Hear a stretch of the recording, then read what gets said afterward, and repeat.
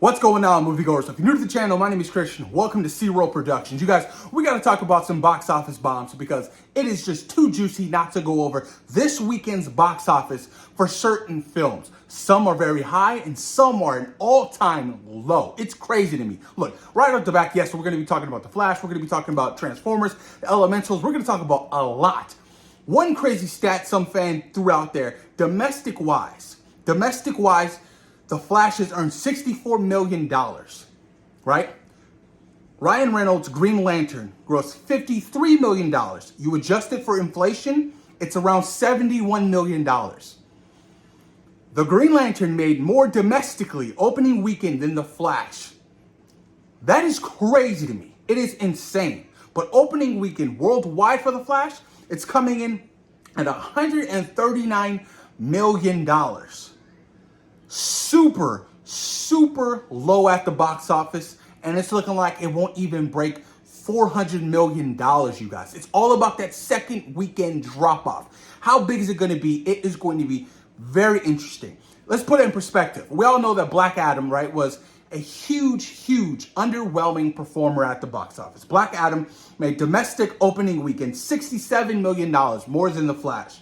And it's worldwide, you guys, for that weekend was $168 million, more than The Flash, which is crazy to me. But it's not surprising. You have The Rock. He is such a huge, massive star who everybody loves. He is a beloved public figure. Then you have Ezra Miller, on the other hand, who is not a beloved public figure. So a lot of things come into play. One of my recent videos, we dive deep, and I was like, was it James Gunn's fault for, releasing the DC's new slate and announcement, doing that whole soft reboot? It's a lot has to play, you guys. I mean, DC's box office run for these last couple of movies has been so disappointing. DCEU, shall I say. It's separate from what the Batman has done in Joker. Look, the Batman made opening weekend domestic $134 million, worldwide opening weekend $369 million. That is a success, and it ended its box office run with $770 million. Ching ching, yes, the sequel to the Batman and spinoffs are coming because it made some money. So what happens with the Flash sequel? What happens with Sasha Calle, potentially returning to play Supergirl, and James Gunn, his new universe? Apparently, she's met with Peter Safran about potentially continuing on for DC Studios. Nobody knows what's going to happen with that, but obviously, with this, the failure of the Flash, I don't think you can, have these actors come back.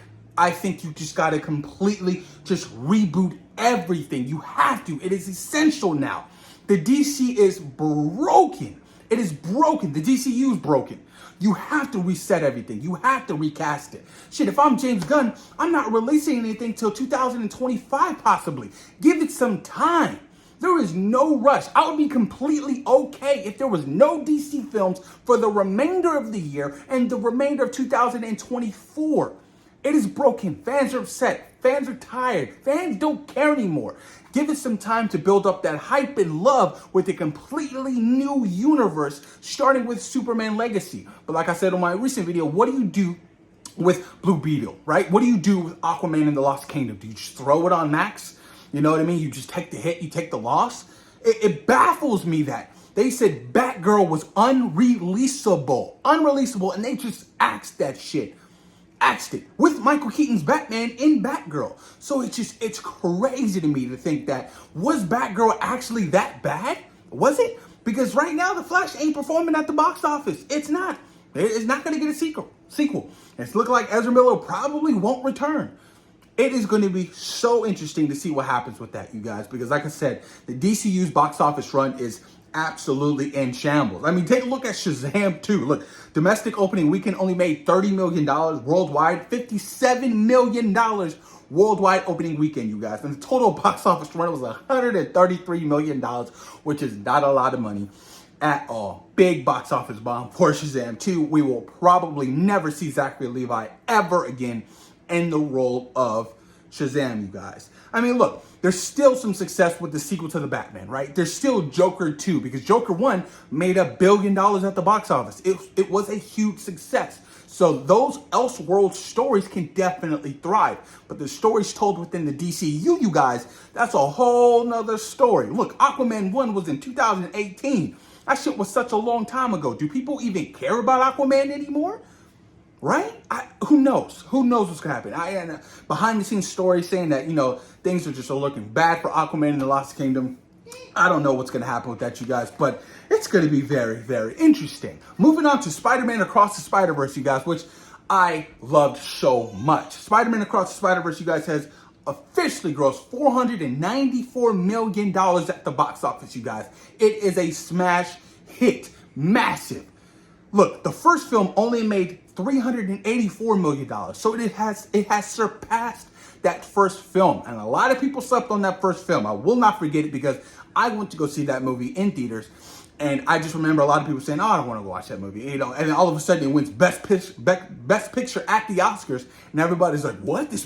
What is this Spider-Man movie?" And then everybody hopped on the train. I remember y'all. Come on now, I remember y'all. Don't try to fool me now. But we got some updates for Beyond the Spider-Verse. Curious to know if it's going to meet that release date of next year because actors they haven't even started doing the voiceover work for Beyond the Spider-Verse. And if you got to delay Beyond the Spider-Verse a whole nother year to get it right, I am completely fine with that because boy, oh boy, we might have the greatest trilogy of all time taking my favorite spot of Lord of the Rings, you guys. Post your comments down below. What is your favorite trilogy? But Beyond the Spider-Verse, you guys, some updates. We will further explore, you guys, the Miles Prowler variant, which shocked the world, shocked me. It was extremely cool. So they're going to explore how Miles might have developed if he were in a different world where he didn't have his father.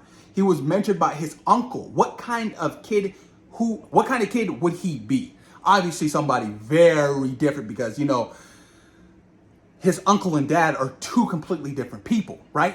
Two completely different people.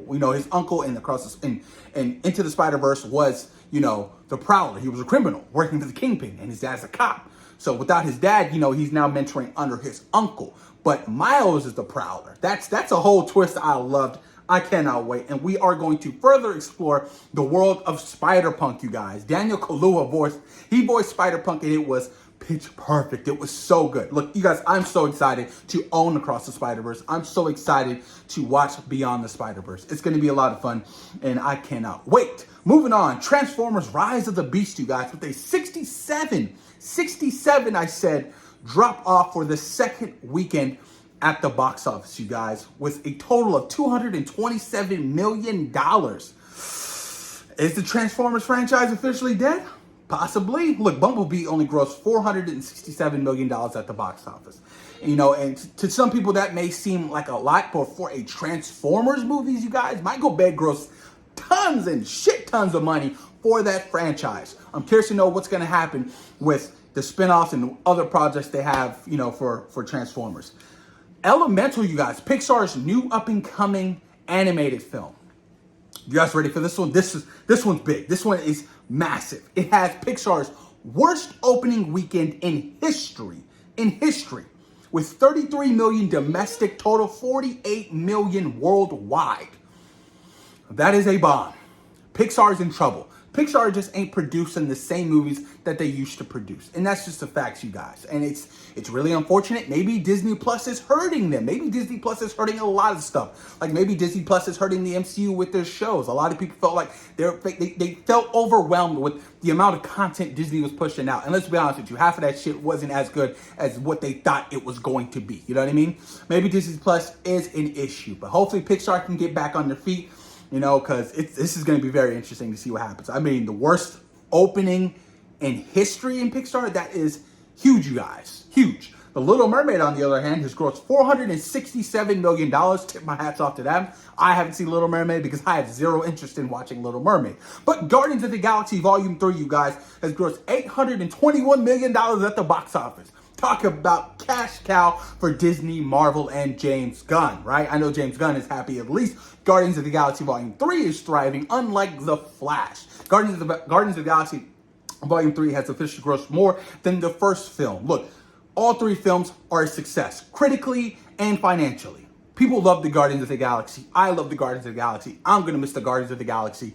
It is a huge, massive hit. One of the best trilogies in the Marvel Cinematic Universe, you guys. And it's a shame that we won't see these characters again anytime soon, and they won't be written or directed by James Gunn, now being the new CEO at DC Studios. He has his hands full. The pressure is on. Because can you imagine if The Flash was a massive success this weekend? The pressure would be less for James Gunn and Peter Safran. But now that The Flash is being called a box office bomb and in shambles, oh, best believe the pressure is on. Because if The Flash is failing at the box office, best believe any project that comes out from DC can fail as well, you guys. But put your comments down below. Let me know what you guys think about these box office updates, thoughts, and opinions, you guys. Please post them down below and let me know. Peace.